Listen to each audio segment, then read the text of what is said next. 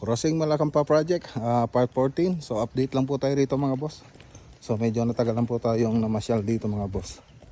So dito sa labas halos tapos na po yung pintura dito. So dito na lang sa loob tayo mag papainal ng pintura. So saka na lang po sila babalik pag nakapaglagay na po tayo ng mga pinto. So nakapagmasilya naman na po naman tayo dyan eh. Tsaka nakapag primer na.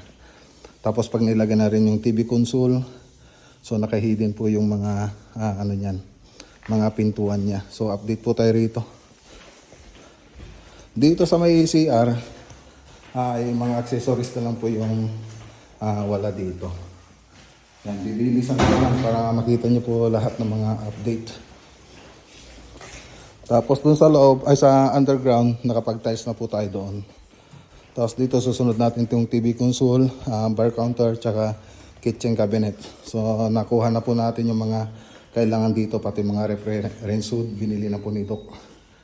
Tapos dito sa CR, mga accessories na lang po dito ang kulang.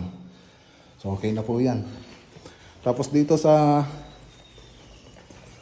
likod, so ito na po yung hagdanan dito. Combination na siya ng tubular, tapos flat bar, tsaka angular bar.